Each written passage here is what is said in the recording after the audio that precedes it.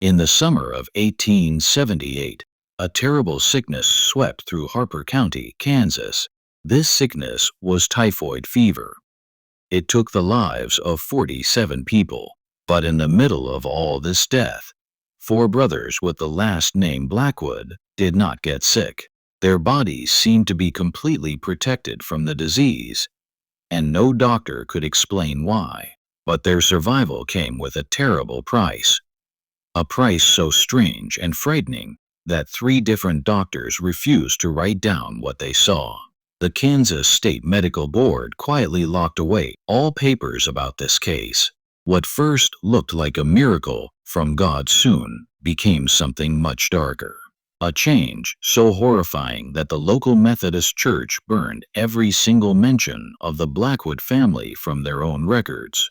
The brothers began to show signs that no medical book had ever described, signs that became less and less human every single day.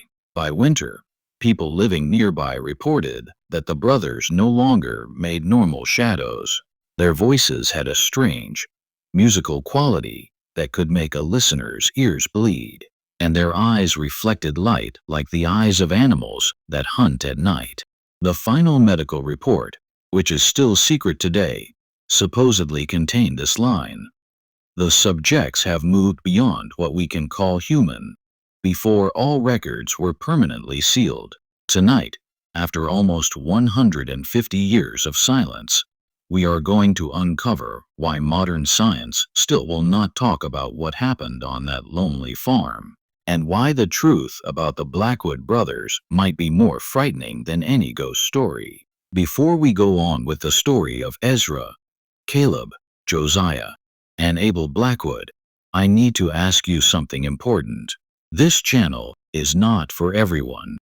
It is only for the bravest people who dare to uncover mysteries that others are too afraid to talk about.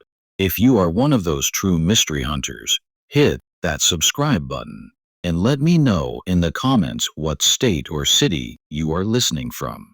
Are you brave enough to learn what really happened when faith and science crashed together on the Kansas prairie?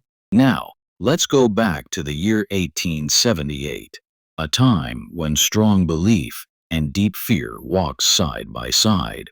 The small farming town of Cedar Ridge, Kansas, was little more than a place where 2 roads crossed, surrounded by fields of wheat and cattle ranches. In the late 1870s, only about 300 people lived there, spread out across the flat, windy land. It was the kind of place where everyone knew their neighbor's business. A man's promise was as good as a written contract, and going to church on Sunday at the Methodist church was for both spiritual help and social meetings. The tough winters brought snowstorms that could bury whole homes. The burning summers could kill crops in just 1 week. These hard times created a population of strong, quiet people who believed in God. They saw difficulty as a test from God, and good fortune as a blessing from heaven. The land itself made people think this way. Miles of golden wheat stretched as far as the eye could see. This was broken up only by the occasional farmhouse, a windmill, or a group of trees showing where a creek was. The sky was the biggest thing of all, huge, endless, and always changing. During thunderstorms, lightning would flash across the land for hours, lighting up the grass in bright, sudden flashes that showed how alone each home really was. In winter, the wind screamed across the flat land with a voice that sounded almost human. It carried snow and a cold that could freeze a man to death in minutes if he got lost between his barn and his house. The Blackwood brothers came to Cedar Ridge in the spring of 1872. They bought 640 acres of good farmland with money they got from their father's farm back in Clinton County, Ohio. The brothers sold everything they owned, loaded their things into 2 covered wagons, and traveled west. They had the determination of men following a call from God.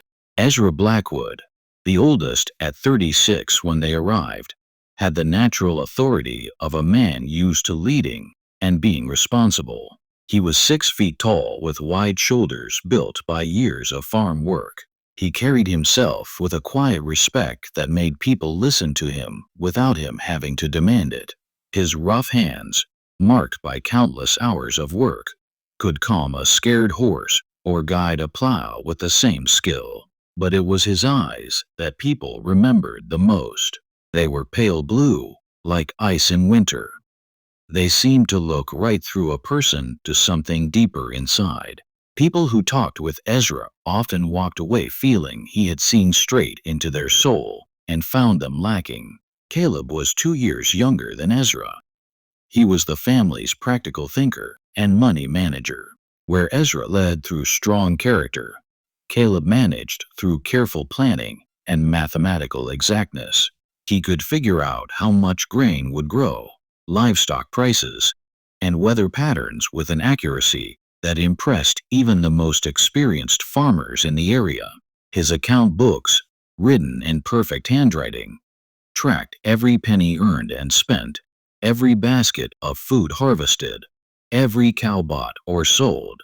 But under his practical outside was the same strong faith that drove all the brothers. Caleb saw God's hand in everything, in the perfect shape of a wheat field, in the exact timing of rain, in the mathematical balance that ruled the natural world. Josiah, the third brother at 31, had the most school learning of the four. He had gone to Ohio Wesleyan University for 2 years before their father's death called him back to the family farm. During those years, he had studied not just religion, but also medicine, philosophy, and natural science. His personal book collection, carefully brought to Kansas in a special wooden box, held over 200 books. These covered topics from explanations of the Bible to the study of the human body. Josiah's room in the farmhouse looked more like a scholar's office than a farmer's bedroom. Books were stacked on every surface, and papers covered with his neat notes filled boxes under his bed. Abel, the youngest at 25, burned with a religious passion that sometimes worried even his faithful brothers. Where the older brothers approached their belief with deep study or practical use, Abel's faith was pure feeling and total surrender. He spent hours each day in prayer, often crying from the strength of his connection with God. He would often go without food, sometimes for days, while saying that prayer and Bible verses gave him all the strength he needed.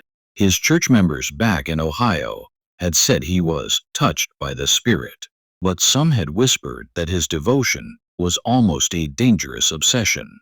Unlike their neighbors who went to the Methodist church in town, the Blackwood brothers built their own chapel on a hill looking over their property. Building it took them most of their first year in Kansas. They cut limestone from a creek bed on their land, cut oak trees from a group of trees near their property line, and built every part of the structure with their own hands. The chapel they built showed their simple but deeply felt faith. The building was 30 feet by 20 feet with walls of perfectly cut limestone and a roof of hand-split oak shingles. Inside, they had made benches from local walnut wood. Each one was perfectly smooth and put together with careful woodworking that showed hours of patient skill.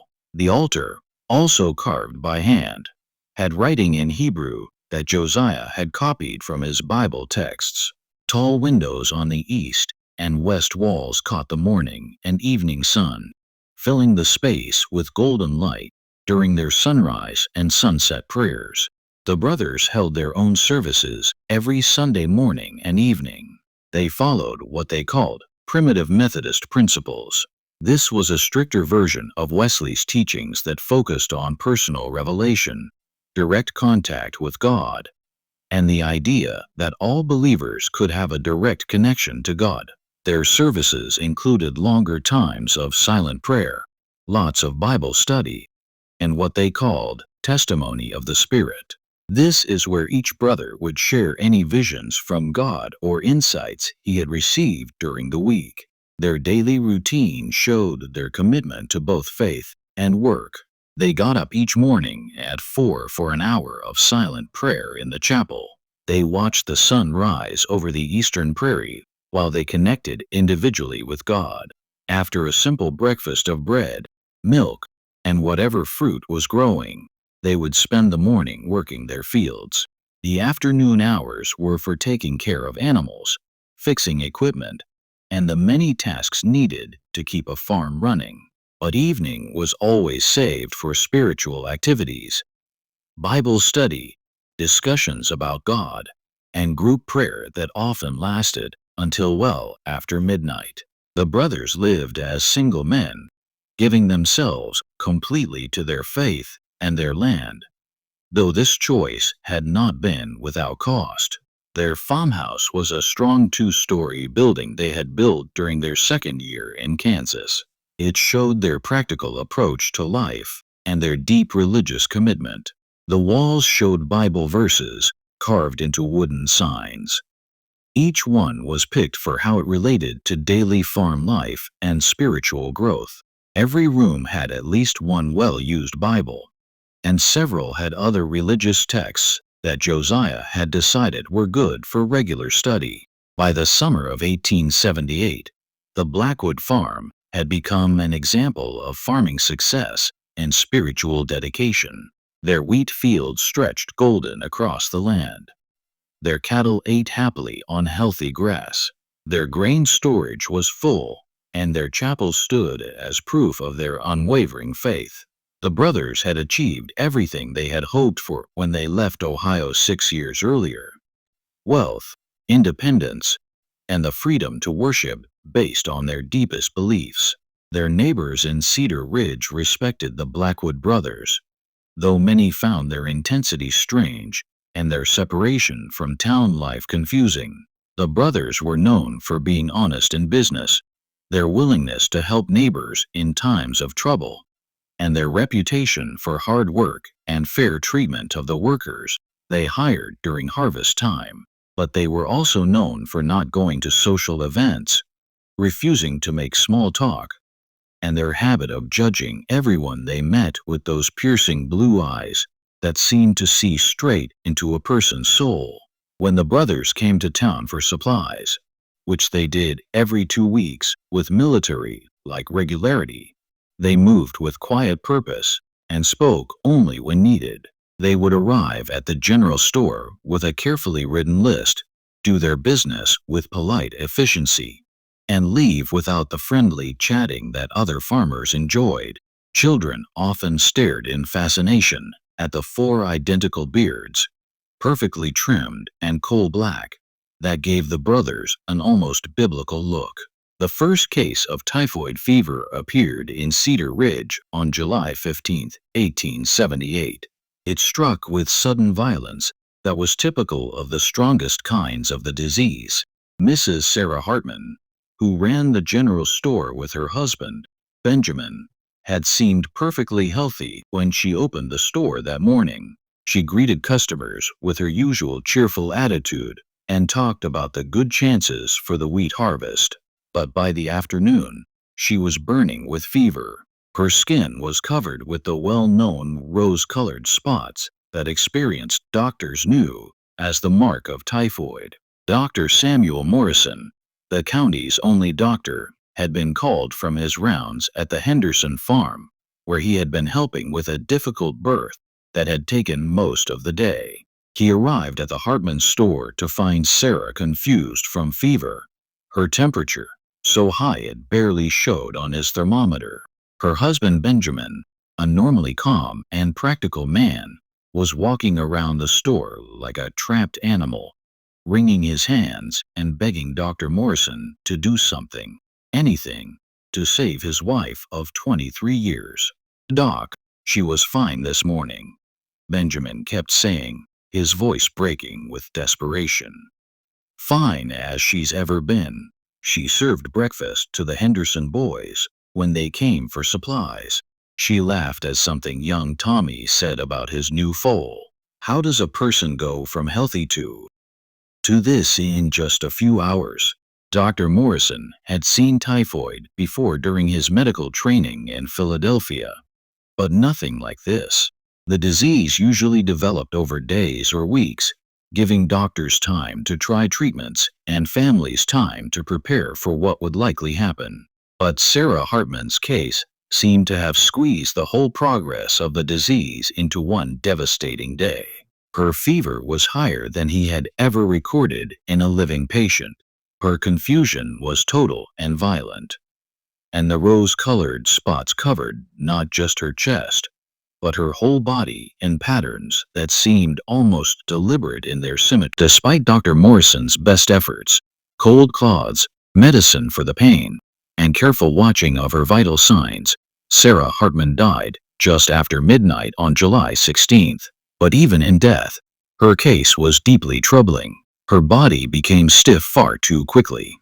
Her skin took on a waxy pale color that suggested preservation rather than normal breaking down, and her eyes, which Dr. Morrison had closed properly, kept opening again, no matter how many times he pressed the lids shut.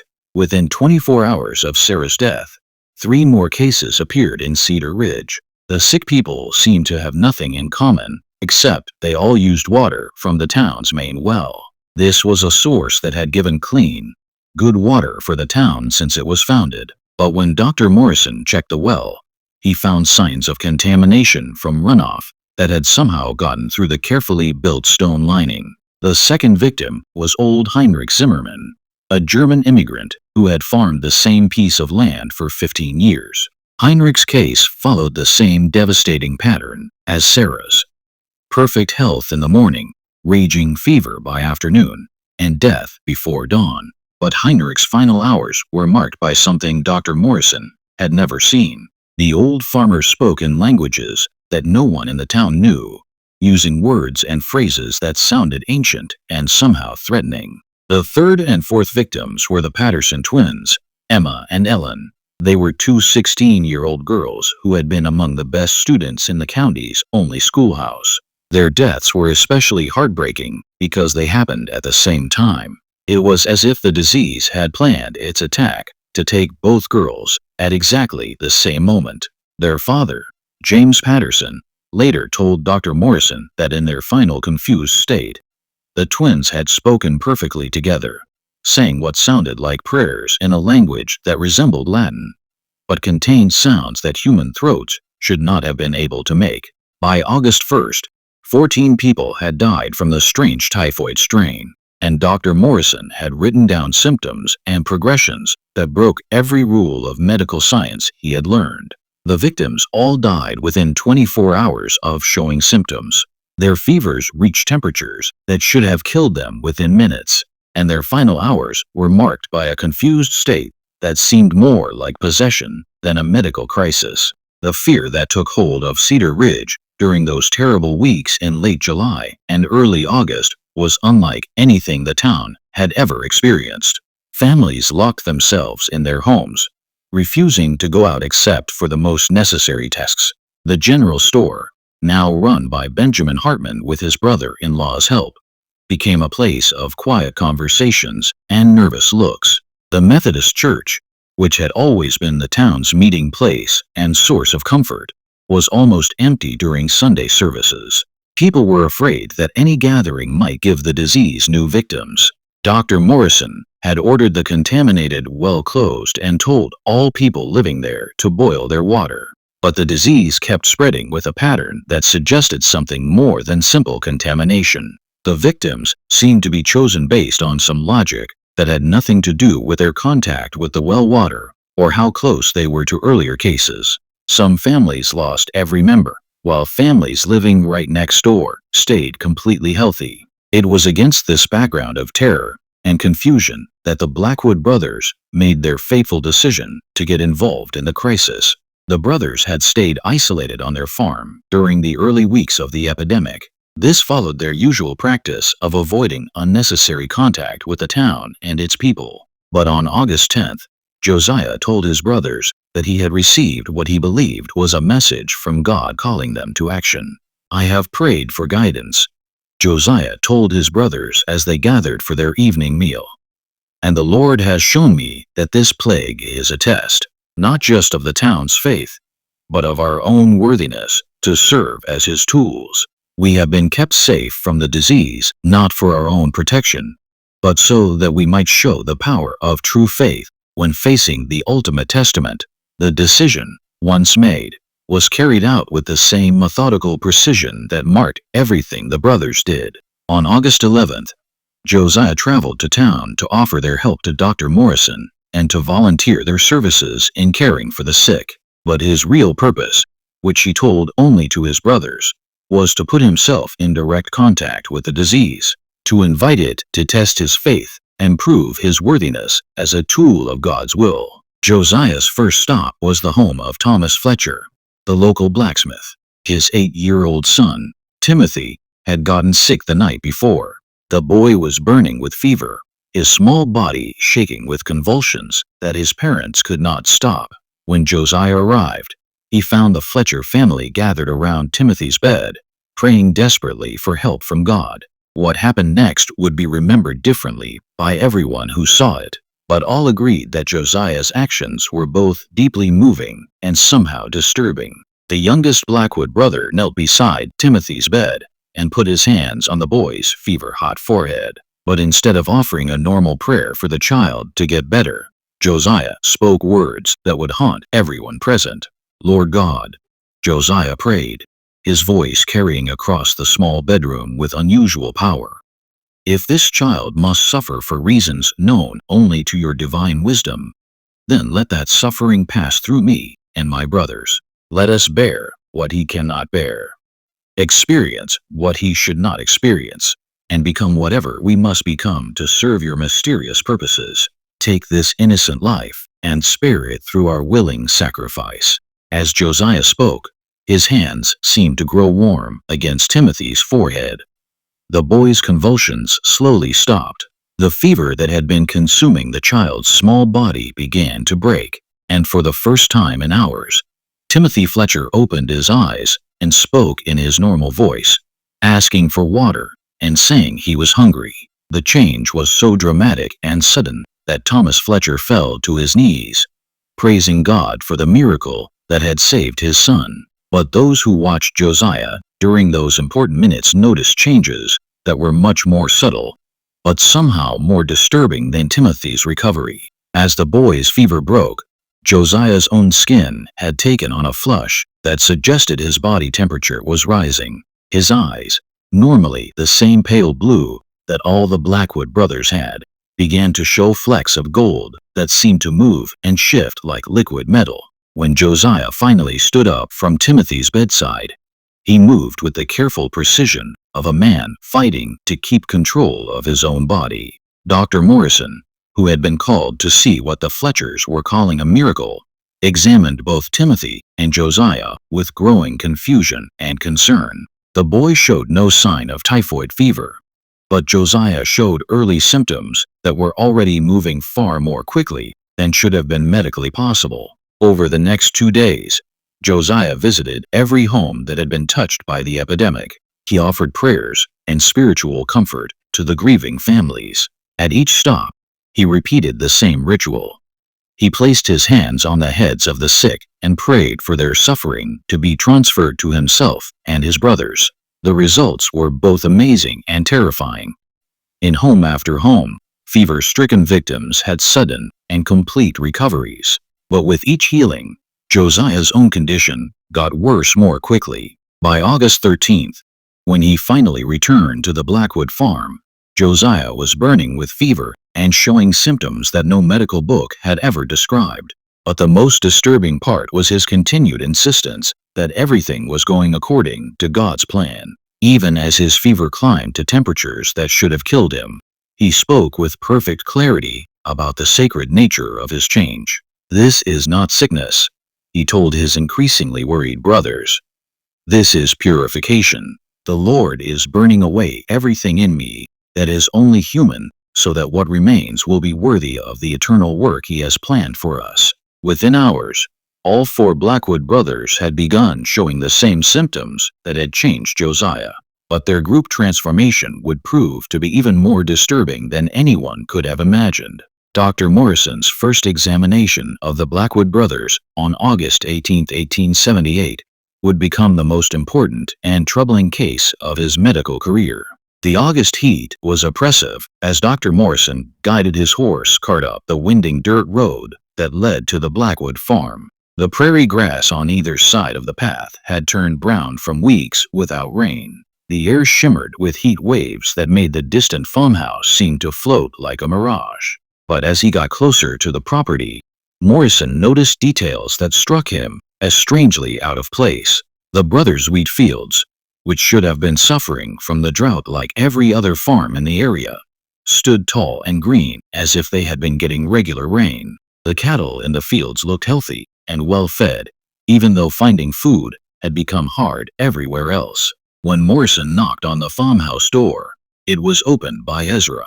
But the oldest brother's appearance immediately struck the doctor as deeply wrong. Ezra's skin had taken on a see-through quality that showed the network of blood vessels underneath. But the blood flowing through those vessels was not the normal red of human blood.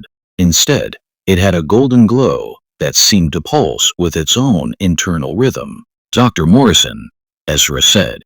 His voice carried the authority Morrison remembered, but it was louder and richer with harmonic tones that made every word seem to vibrate directly in the listener's chest. "We have been expecting you. Our change is almost complete, and we need you to see it, to make sure others will understand what has happened here." Morrison found the four brothers arranged in the main room of the farmhouse. Their bodies were placed with mathematical precision that suggested careful planning, not random placement. They were alive. Their chests rose and fell with breathing. Their eyes followed Morrison's movement, but they had been changed in ways that challenged his understanding of human biology. "Their vital signs are impossible," Morrison wrote in his private journal that night.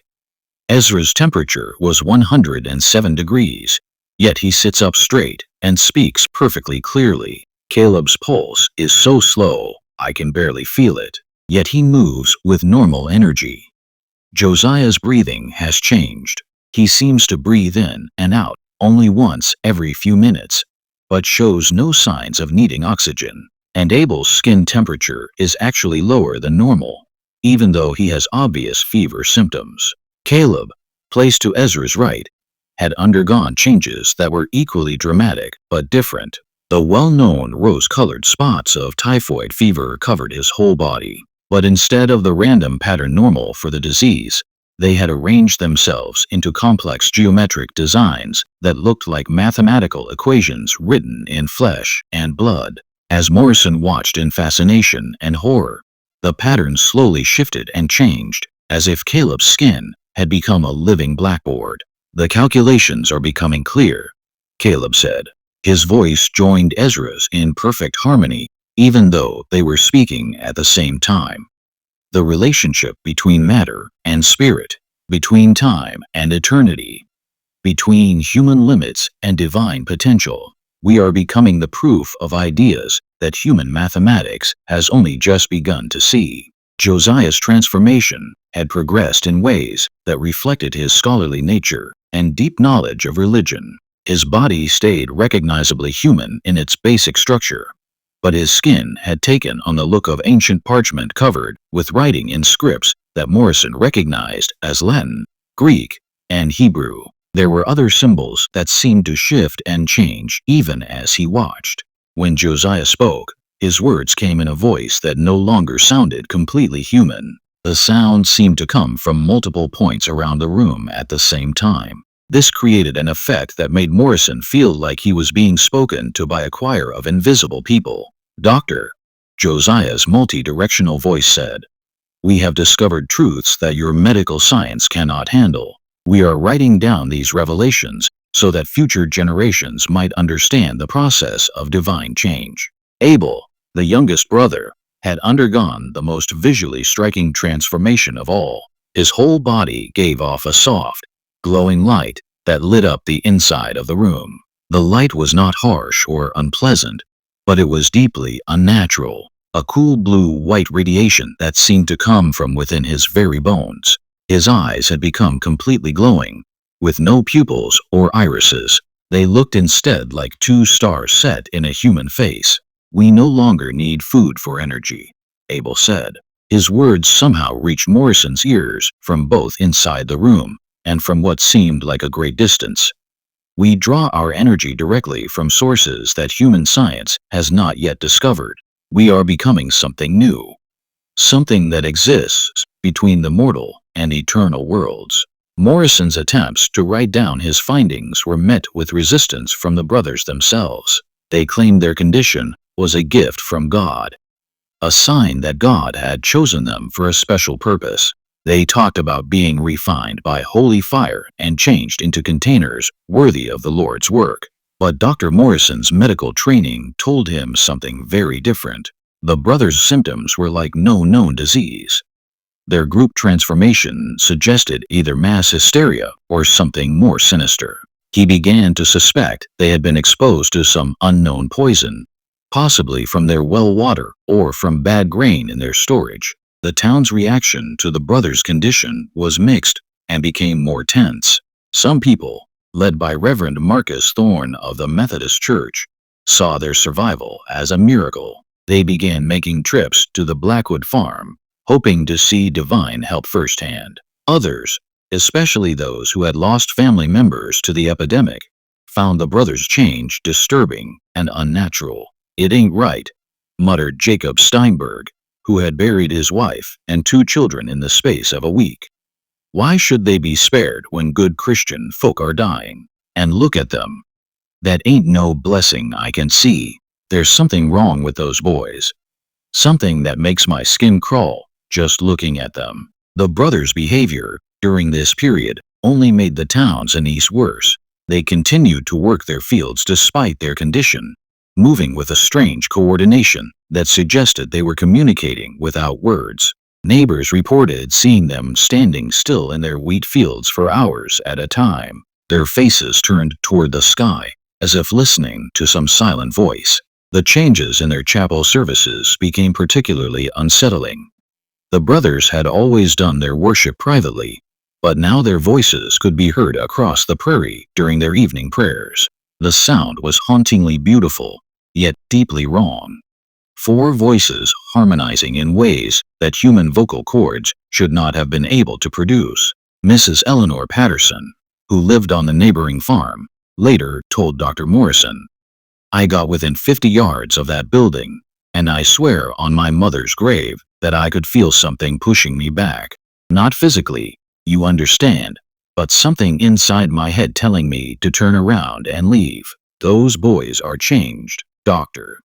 Changed in ways that ain't natural." As August turned to September, the typhoid epidemic began to fade in Cedar Ridge. The contaminated well had been sealed, new water sources found, and the surviving people slowly returned to their normal routines.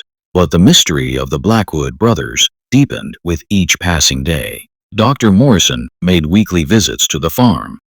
He said it was to check on the brothers' condition, but it was really to write down the progression of their transformation. What he saw challenged his understanding of human biology and made him question his own sanity. Ezra's internal temperature had settled at 106.7 degrees Fahrenheit, yet he showed no signs of brain damage or organ failure.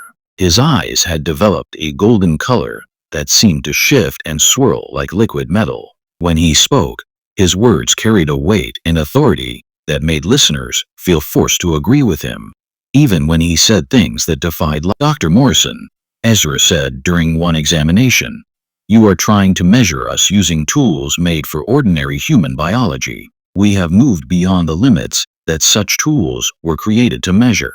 Our bodies now work based on principles that your medical science has not yet discovered." Caleb's rose-colored spots had continued to evolve, forming more and more complex patterns that looked like ancient writing.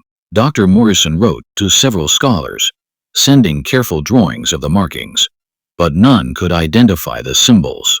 More disturbing still, the patterns seemed to move slowly across Caleb's skin, rearranging themselves into new shapes every few days. When Morrison tried to take a blood sample from Caleb's arm, he discovered that the brother's blood had been changed into something that barely resembled normal human blood. The substance that flowed from the small puncture wound was thicker than blood, golden in color, and seemed to move with deliberate purpose instead of responding to gravity and pressure. Our circulation has been redesigned, Caleb explained, watching Morrison's growing confusion with what might have been amusement. The fluid that keeps us alive now carries not just oxygen and nutrients, but information and energy from sources that go beyond physical matter. Josiah's voice had become completely inhuman. When he spoke, the sound came from everywhere and nowhere at once, as if the very air around him was vibrating with his words.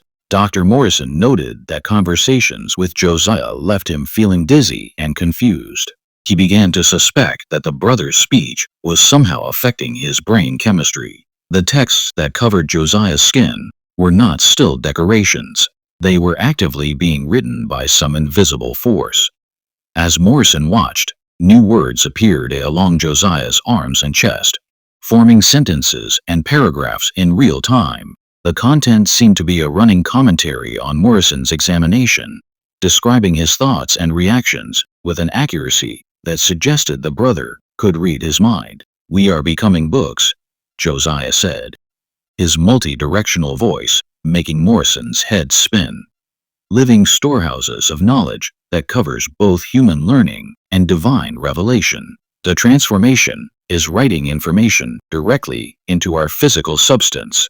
Abel's glow had grown stronger, allowing him to light up entire rooms with a pale glow coming from his skin. But more unsettling was his apparent ability to sense things that should have been beyond human perception. He could predict weather changes days in advance, find lost objects without searching, and seemed to know when visitors were coming to the farm long before they became visible. During one examination, Abel showed an ability to perceive things that should have been beyond human sensation. He correctly named the contents of Morrison's medical bag without looking inside it.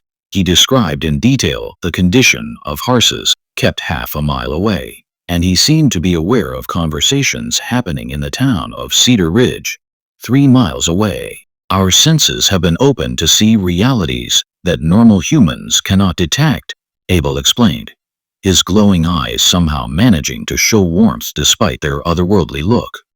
"We can see across distances that should be impossible, hear sounds that travel on frequencies beyond normal hearing."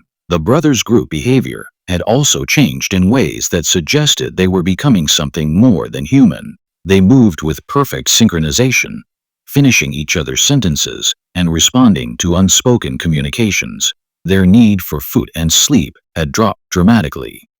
Dr. Morrison saw that they ate perhaps half the calories of normal men, and seemed to need only 2 or 3 hours of rest each night. Most disturbing of all was their claim that they were receiving messages from God. The brothers talked about visions showing them the future of their community, prophecies about coming disasters, and instructions for preparing their neighbors for some unnamed catastrophe. They began writing these revelations in a leather-bound journal using a script that looked like no known language. The town's initial curiosity about the brothers' condition slowly turned to fear and suspicion. Children were forbidden from playing near the Blackwood property. Adults made the sign of the cross when they saw the brothers in town. The Methodist Church, which had first celebrated their survival as a miracle, began to distance itself from the family. Reverend Thorne, who had once praised the brothers' faith, now spoke of them with barely hidden unease. "I fear," he told Dr. Morrison, "that in their zeal to serve the Lord, they may have opened themselves to influences that are not entirely heavenly. There is something in their eyes now, something that looks back at you with knowledge that no mortal man should possess." By October 1878, the situation at the Blackwood farm had become impossible. The brothers' transformation had progressed to the point where they could no longer be considered completely human. Yet, they remained clear-thinking and articulate about their condition. They spoke of being purifying containers chosen by God to serve as go-betweens for the divine and mortal worlds. Dr. Morrison's documentation of their condition had become increasingly frantic. His journal entries showed a man struggling to keep his scientific rationalism in the face of events that defied explanation. He had started writing to medical colleagues in Kansas City and Chicago, asking for advice on the case, but their answers only made his frustration deeper. No doctor I've talked to has ever seen anything like the Blackwood brothers' condition, he wrote. Their symptoms are biologically impossible, yet I see them with my own eyes. I begin to wonder if I am losing my mind, or if there are parts of human biology that our medical science has yet to discover. The breaking point came on October 15th. Young Sarah Preston, the daughter of a local farmer, disappeared while playing near the Blackwood property. Her parents found her 3 hours later sitting in the brothers' chapel with a calm expression on her face. She claimed that the brothers had told her wonderful secrets about heaven and had shown her visions of angels. But when Dr. Morrison examined the child, he found that her temperature had risen to 103 degrees, and her eyes had begun to take on the same golden color that marked Ezra's condition. The girl's parents, terrified that their daughter had been infected with whatever had changed the brothers, demanded that Dr. Morrison do something. "You have to stop this," Sarah's father, Thomas Preston, pleaded. "Those men, or whatever they've become, they're spreading their curse to our children. My little girl keeps talking about joining them in their holy work. She says they've shown her things that no 7-year-old should know about." Dr. Morrison's examination of Sarah showed that she had indeed been affected by her contact with the brothers. Her fever was unlike typhoid or any other disease he knew. Her behavior had changed dramatically. She spoke with wisdom beyond her years, showed knowledge of medical and religious ideas she couldn't possibly have learned, and seemed to glow with the same light that characterized Abel. Faced with the possibility that the brothers' condition might be contagious, Dr. Morrison made a decision that would haunt him for the rest of his life. He contacted the Kansas State Medical Board and the Regional Health Authority, asking for immediate help. But when officials arrived to investigate, they found the case so disturbing that they chose to hide it rather than study it. Dr. James Patterson, the state medical examiner, spent 3 days at the Blackwood farm in late October. His official report, sealed by the state board, supposedly contained observations that did not match current medical understanding and could be harmful to public health and safety. The report was classified and is still sealed today, but Patterson's private letters to his wife, found years later, showed the true extent of his horror. "I have seen things," he wrote, "that challenge not only our understanding of disease and human biology, but the very nature of life itself. The Blackwood brothers are no longer completely human, yet they are not dead. They exist in some in-between state that our science cannot explain and dare not admit." The town's growing worry about the brothers' continued presence came to a head when several families reported that their children had started disappearing from their beds at night. They would be found hours later, standing in the fields around the Blackwood chapel. The children had no memory of how they had gotten there, but they returned with knowledge and abilities that their parents found deeply disturbing. Just when we thought we'd seen it all, the horror in Cedar Ridge gets worse. If this story is giving you chills, share this video with a friend who loves dark mysteries. Hit that like button to support our content. And don't forget to subscribe so you never miss stories like this. Let's discover together what happens next. Mayor William Harrison called a town meeting on October 25th to address what many people saw as a crisis needing immediate action. The meeting was attended by nearly every adult in Cedar Ridge. The discussion showed a town deeply divided between those who saw the brothers as blessed healers and those who saw them as dangerous influences. Dr. Morrison was asked to give a medical opinion, but his testimony only made the town's confusion and fear worse. He described the brothers' condition as unlike anything in medical books. He admitted that their influence seemed to be spreading to other people, and he confessed that normal medicine had no treatment to offer. "I have seen biological changes in the Blackwood brothers that challenge our basic understanding of human biology," Morrison told the crowd. Their vital signs are always abnormal, yet they show no signs of sickness. Their abilities go beyond normal human limits, yet they keep a clear mind. I cannot call their condition a disease because they are not suffering. I cannot call it an improvement because it represents a fundamental change of human nature. The meeting ended with a decision that would have serious consequences.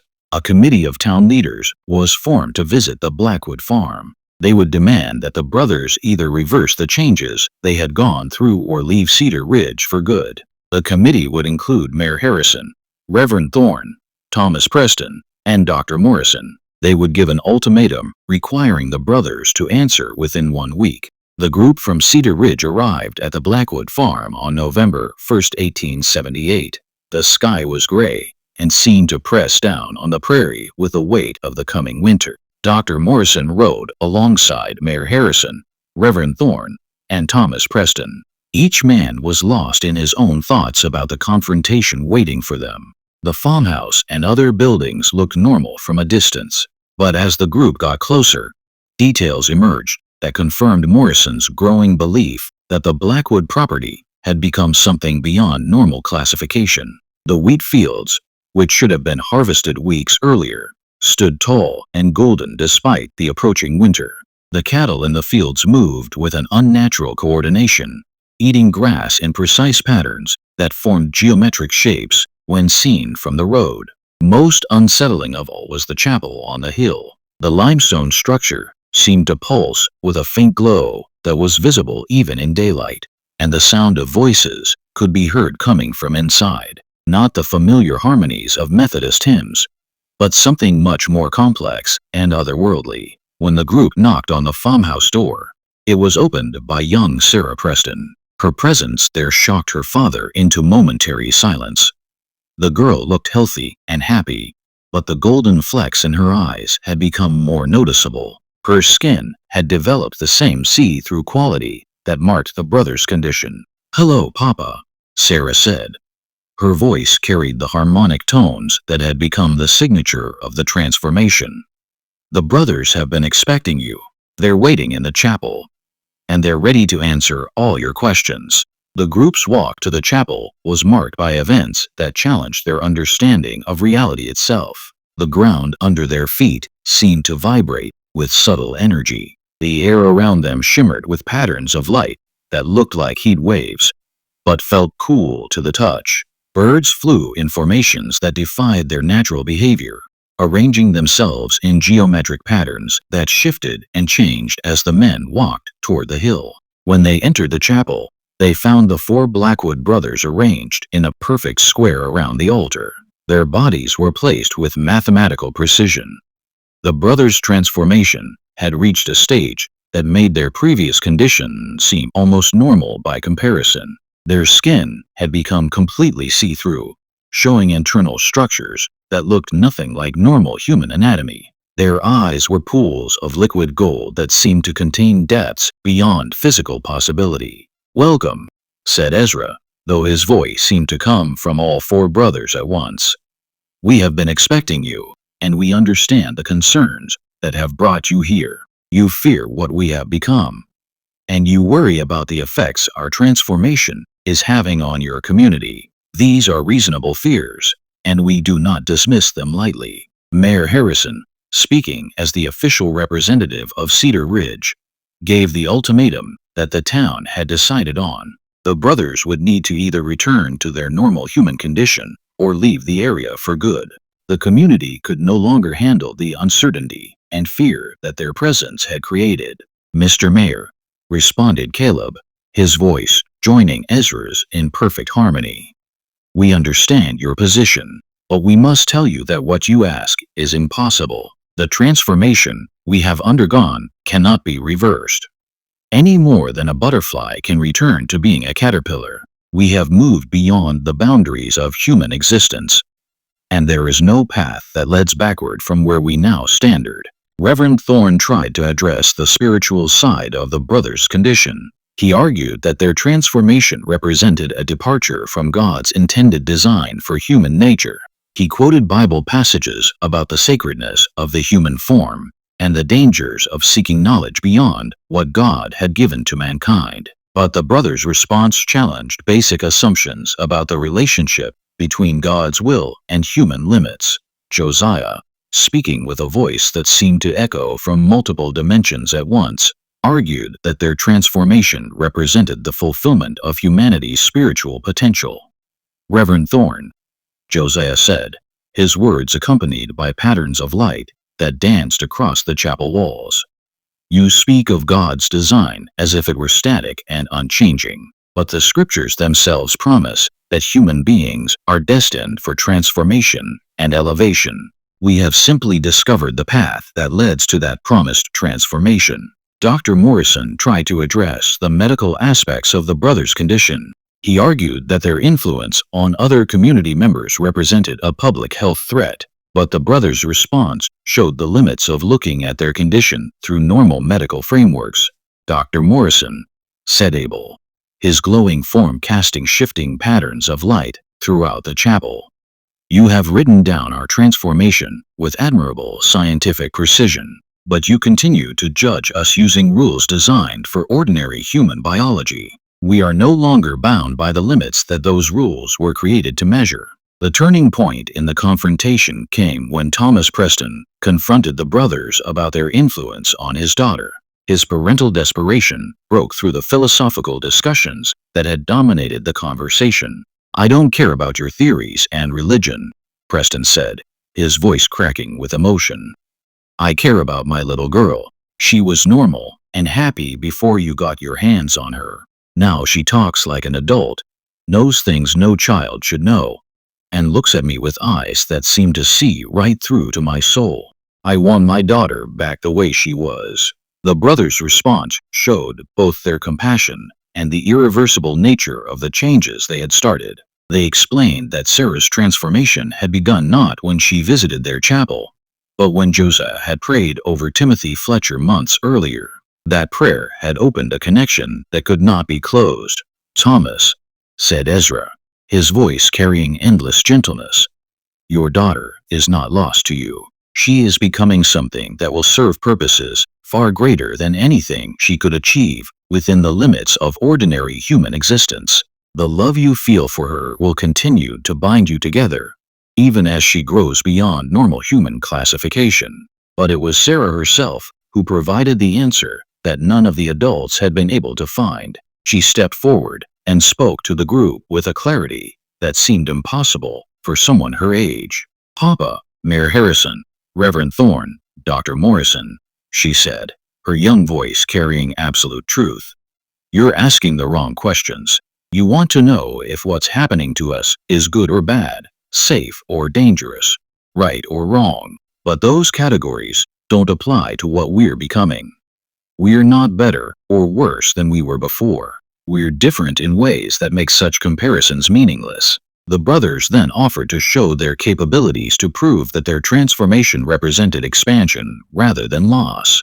Dr. Morrison, driven by scientific curiosity despite his fear, agreed to the demonstration. What followed gave Morrison evidence that would haunt him for the rest of his life. The brothers arranged themselves around the group and began what they called a consciousness bridge. This was a process that allowed normal humans to temporarily experience the expanded awareness that had become their permanent condition. For several minutes, that seemed to last hours, Morrison experienced reality from the brothers' perspective. He could perceive the thoughts and feelings of every person in Cedar Ridge. He could see events happening hundreds of miles away. And he understood connections between apparently unrelated events that showed the underlying unity of all existence. The experience was both exciting and terrifying, offering knowledge that no human mind was. When the demonstration ended, Morrison found himself changed in ways that would affect him for the rest of his life. He had experienced proof that reality was far more complex than normal science admitted, but he had also discovered that some knowledge was too vast for ordinary human consciousness to process safely. The other members of the group had similar experiences, but the demonstration also showed the price that came with such expansion. Each member experienced moments of confusion as their normal consciousness struggled to process information that was too much for it. The truth about the Blackwood brothers was finally revealed through Dr. Morrison's secret analysis of their blood samples.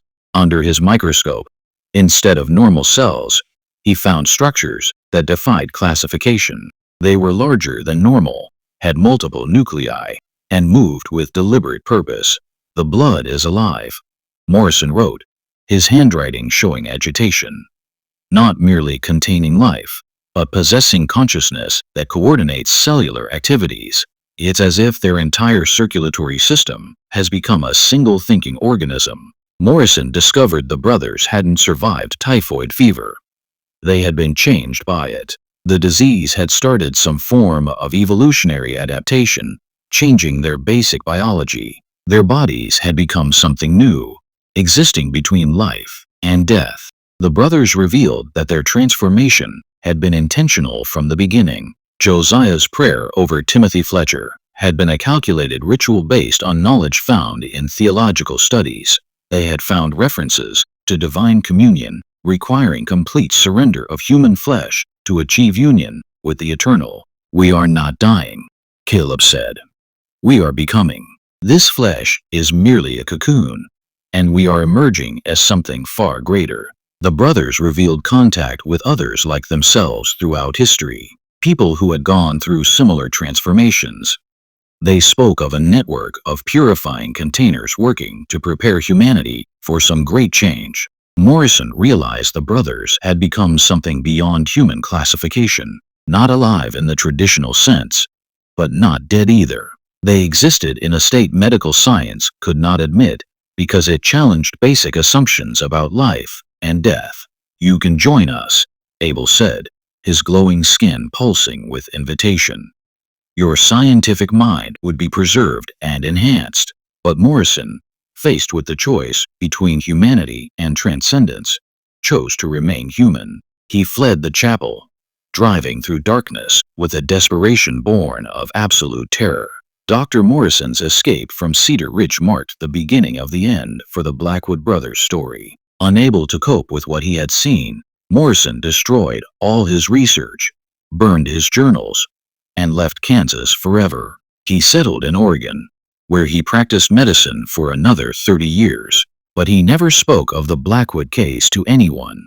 The brothers themselves seemed to understand that their presence had become incompatible with the human community they had once served. In the weeks following Morrison's departure, they began to withdraw from all contact with their neighbors.